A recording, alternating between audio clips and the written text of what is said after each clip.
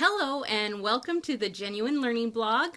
My name is Stephanie Theas and I'm pleased to be here to provide you with a brief update on the Office of Management and Budget's proposed revisions to Title II of the Code of Federal Regulation. The OMB provided notice of proposed revisions to OMB guidance for grants and agreements. And this guidance is to clarify existing requirements through revisions that provide further information on implementing statutory requirements and really to improve federal monitoring and ensure greater accountability and transparency. Additionally, the OMB is soliciting feedback from the general public on drafting final updates to Title II of the CFR. First up is the request for information. This is going to be found under the notices section of the Federal Register. It's volume 88, number 27.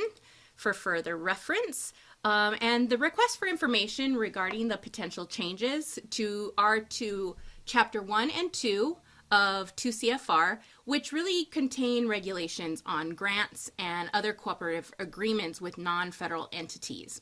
The RFI is seeking input on ways to improve clarity, simplicity, effectiveness really of the regulations, while also reducing administrative burden for both federal agencies, but also for the grant recipients. And specifically here, the OMB is interested in comments that are related to the following areas. So general provisions and definitions, pre and post-award requirements, and other cost principles.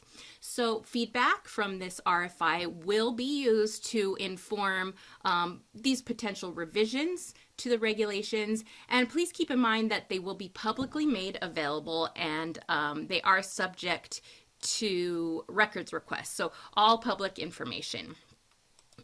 Moving on, as far as what the feedback should look like and what the OMB is requesting is specifically it should support the OMB's goals. That is to revise guidance to both incorporate statutory requirements and administrative priorities, but also to revise guidance regarding agency and recipient burden and to basically reduce that burden as much as that's feasibly possible. Additional guidance is they're seeking feedback on how to clarify this guidance. So really looking at addressing specific sections that recipients or agencies have interpreted in different ways, and then also by rewriting applicable sections just in plain English, really to improve the flow of the guidance to make it easier to understand, easier to interpret, and they want to address any inconsistencies in the use of language or terms throughout the guidance. And the revision here will not represent a complete change or restructuring of the CFR. Rather, it's to maintain the same overall structure, including the section numbers, but just making it more clear for those who it impacts the most. And so comments on the economic effects, those comments both quantitative and qualitative are especially helpful to the OMB, and you can refer to the current version of 2 CFR by visiting the Code of Federal Regulations eCFR system, and that is easy to find at ecfr.gov. So moving on now, we're going to talk a little bit here about the actual proposed changes and the proposed rule changes. This is for 2 CFR 184 and 200. And so here the OMB aims to streamline the regulations governing grants and agreements with the overall goal of, again, reducing that administrative burden and improving the effectiveness of federal funding. So similarly to this RFI, the proposal can be found under Proposed Rules of the Federal Register, that is volume 88, number 27. And so when you look at what this proposed rule and the proposed guidance is, the revision consists of a new item as well as to modify an existing item. And the revisions are limited in scope to those items.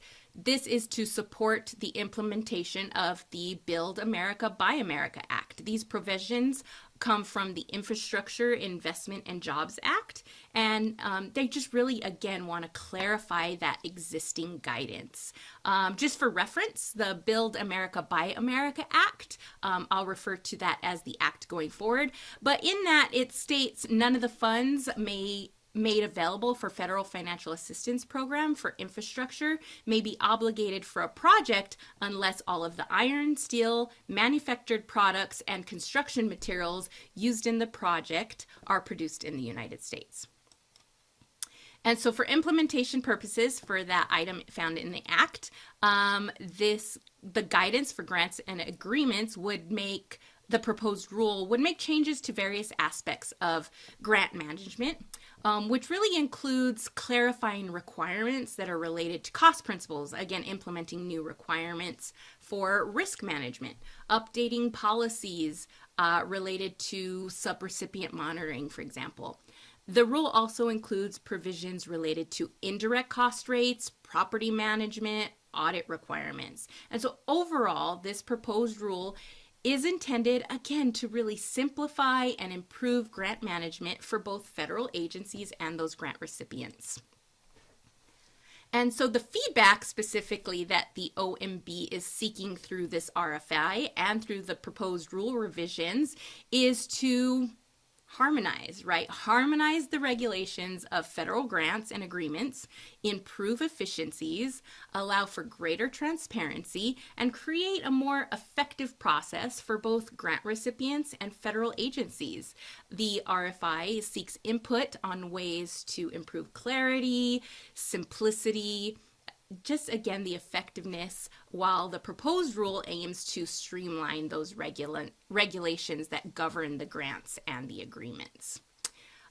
So that's it in a nutshell, really. You can find all the details on the RFI and the proposal in the Federal Register by visiting www.regulations.gov.